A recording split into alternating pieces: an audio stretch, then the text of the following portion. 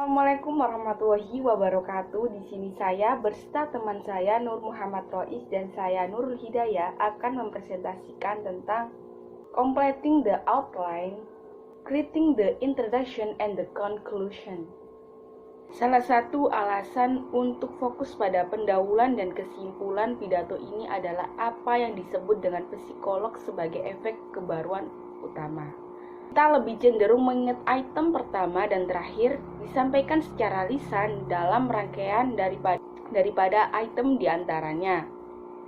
Ini berarti pendengar lebih mungkin untuk mengingat awal dan akhir pidato Anda dari pendahuluan. Di sini pendahuluan ada beberapa sub item, yaitu yang pertama yaitu cara membuat, tujuan, memilih, dan cara menggunakan pendahuluan dalam berpidato. Pertama yaitu cara membuat pidato. Sekarang setelah membuat kerangka pidato telah dikembangkan, Anda dapat memutuskan bagaimana memulai pidato Anda karena pendahuluan membangun hubungan Anda dengan audiens Anda.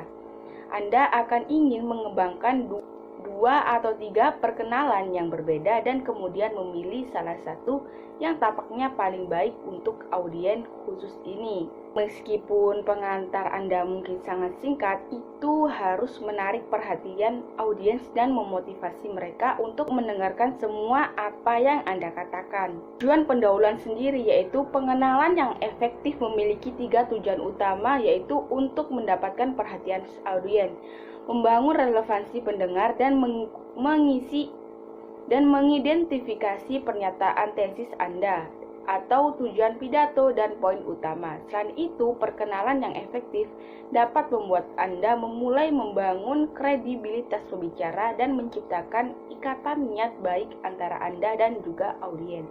Dapatkan perhatian. Kehadiran fisik audiens tidak menjamin bahwa orang akan benar-benar mendengarkan pidato Anda. Maka tujuan pertama Anda adalah menciptakan pembukaan yang menarik perhatian pendengar Anda dengan membangkitkan rasa ingin tahu mereka dan memotivasi mereka untuk terus mendengarkan. Untuk menarik perhatian audiens bisa dilakukan dengan beberapa cara. Yang pertama yaitu pernyataan mengejutkan, tanyakan sesuatu, berikan lelucon, ucapan kutipan, bukan atau memotivasi suatu tindakan, berikan referensi pribadi, dan buat ketegangan. Di sini yang pertama yang akan saya jelaskan yaitu pernyataan mengejutkan. Pernyataan yang mengejutkan adalah 1 atau 2 kalimat yang menarik perhatian pendengar Anda dengan cara mengejutkan mereka. Anggota audiens yang mengejutkan membantu mereka menghentikan apa yang mereka lakukan atau pikiran mereka akan berfokus pada pembicaraan Anda. Yang kedua, tanyakan sesuatu. Pertanyaan adalah permintaan informasi yang mendorong audiens untuk terlibat dalam topik yang Anda bicarakan. Ketiga yaitu berikan lelucon. Lelucon adalah anekdot atau permainan kata yang direncanakan untuk menjadi lucu dan membuat orang tertawa.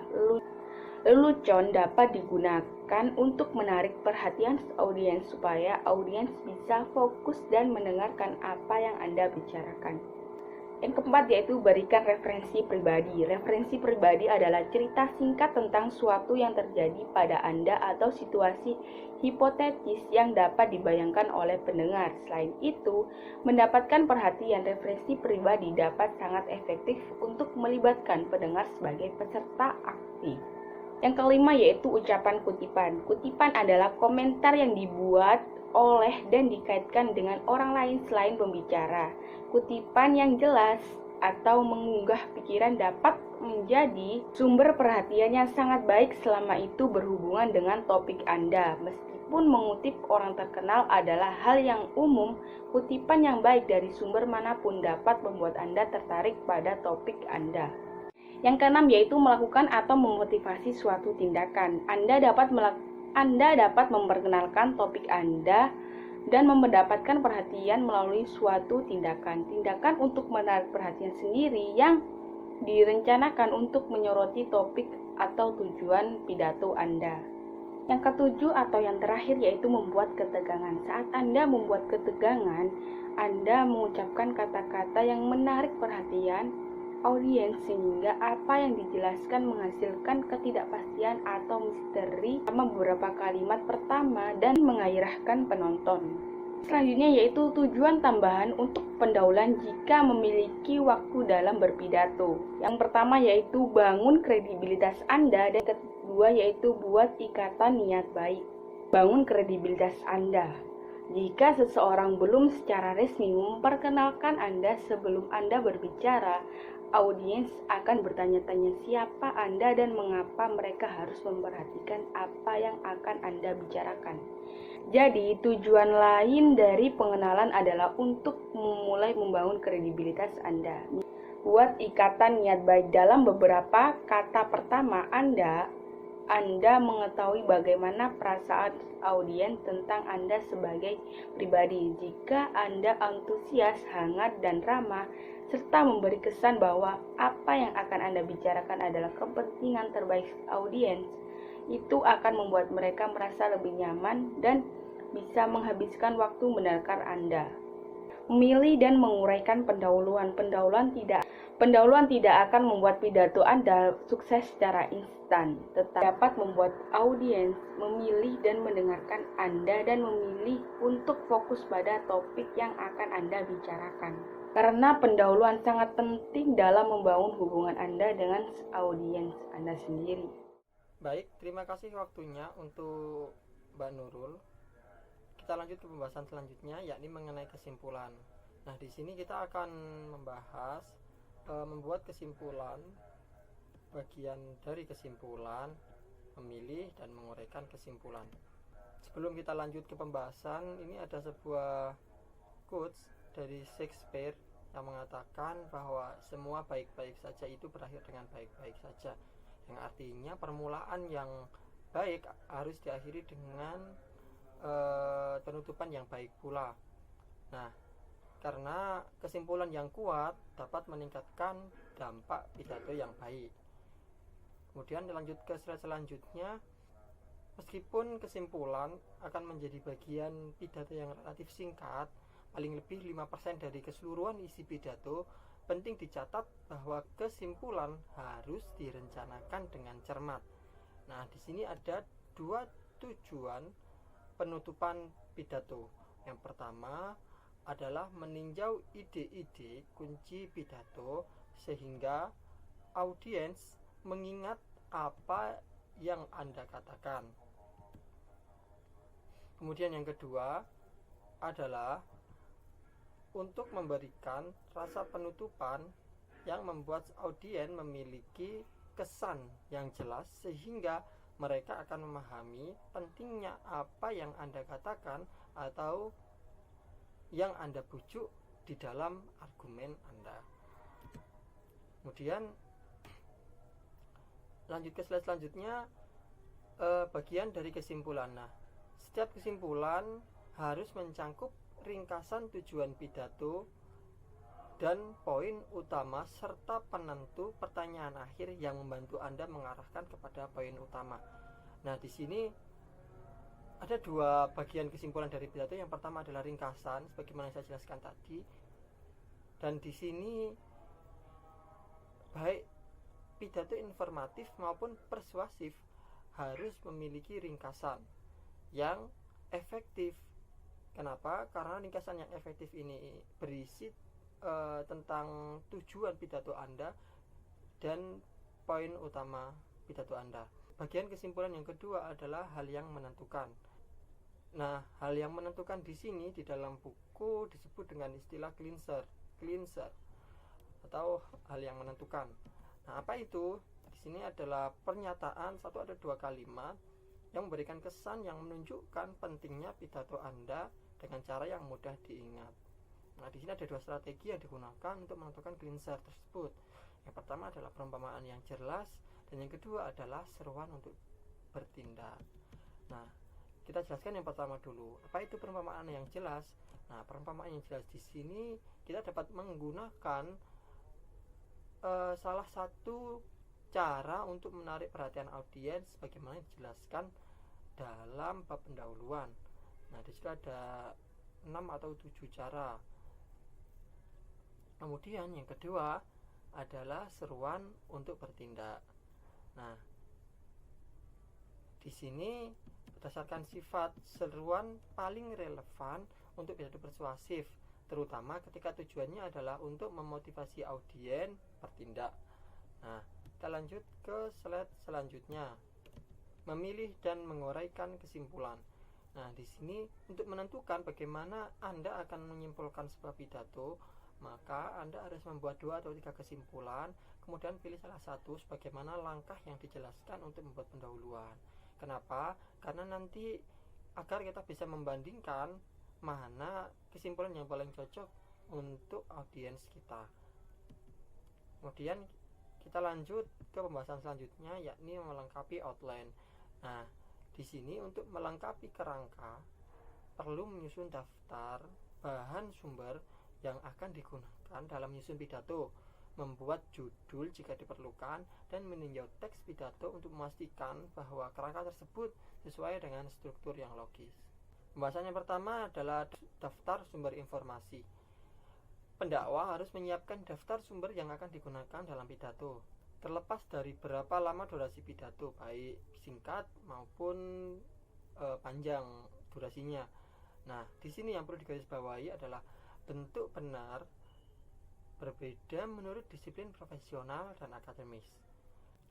Daftar sumber informasi ini bisa kita dapatkan melalui buku, majalah, surat kabar, sumber internet atau situs web. Nah, unsur-unsur yang penting untuk semua adalah penulis, judul artikel, nama publikasi, tanggal publikasi, dan nomor halaman. Nah, kita lanjut ke pembahasan selanjutnya, yakni menulis judul. Sebenarnya pidato tidak diharuskan memiliki judul, tetapi dalam beberapa situasi ada baiknya diberikan judul, seperti apabila pidato kita diterbitkan di jurnal online atau di situs-situs online, nah, atau di koran, itu harus diberikan judul. Ada 3 jenis judul yang bisa kita buat. Yang pertama adalah pernyataan subjek yang sederhana. Judul langsung ini menangkap subjek pidato dalam beberapa kata, seperti contoh iman, Islam, ihsan. Nah, itu langsung, yang mana masuk dalam jenis judul yang pertama. Yang kedua adalah pertanyaan untuk memicu minat yang lebih besar. Nah, di sini membuat judul dengan mengutarakan tujuan pidato sebagai pertanyaan, seperti contoh, sudahkah Anda sholat hari ini? Atau judul teman-teman yang lain banyak juga yang menggunakan pertanyaan. Kemudian yang ketiga adalah judul kreatif. Nah, judul kreatif ini adalah menggabungkan pepatah atau metafora yang sudah dikenal dengan pernyataan subjek yang sederhana, seperti contoh mengarungi samudra lautan ilmu. Yang terakhir adalah meninjau garis besar atau meninjau outline. Nah, ketika Anda sudah membuat semua bagian kerangka, sekarang adalah saatnya untuk menyatukan dalam bentuk kerangka lengkap dan mengeditnya untuk memastikan kerangka tertata dengan baik dan susunan kata yang baik. Nah, di sini ada beberapa daftar periksa untuk menyelesaikan tinjauan akhir dari beberapa outline sebelum kita berlatih untuk berpidato. Yang pertama bisa dilihat di PPT adalah, sudahkah saya menggunakan seperangkat simbol standar untuk menunjukkan struktur. Intinya di sini itu memetakan dengan berbagai simbol setiap subbagian utama maupun subdivisi yang lain di dalam struktur pidato kita. Yang kedua, sudahkah saya menulis poin utama dan subdivisi utama sebagai kalimat lengkap. Nah, kenapa kalimat lengkap? Karena kalimat lengkap membantu Anda untuk melihat apakah setiap poin utama benar-benar mengembangkan tujuan pidato. Kemudian yang ketiga adalah apakah poin utama dan subdivisi utama masing-masing berisi satu ide. Ini untuk memastikan bahwa perkembangan setiap bagian pidato akan relevan dengan intinya. Kemudian yang keempat, apakah setiap subdivisi utama berhubungan atau mendukung poin utamanya. Prinsip ini yang disebut subordinasi, yakni Anda harus memastikan tidak ada bagian yang menyimpang dari tujuan yang akan membingungkan audiens Anda. Kemudian yang kelima adalah apakah elaborasi subdivisi potensial ditunjukkan. Di sini perlu diingat bahwa elaborasi subdivisilah yang membantu mengembangkan pidato. Makanya elaborasi subdivisi potensial harus ditunjukkan. Kemudian pertanyaan yang keenam, yakni apakah garis besar menyangkut tidak lebih dari sepertiga jumlah kata yang diantisipasi dalam pidato. Nah, di sini garis besar hanyalah kerangka pidato, bukan manuskrip lengkap. Nah, garis besar harus cukup pendek untuk memungkinkan Anda bereksperimen dengan metode pengembangan yang berbeda selama periode latihan dan untuk beradaptasi dengan reaksi audiens selama berpidato. Itulah pembahasan kelompok kami 8 tentang completing the outlines, membuat pembukaan dan penutupan pidato.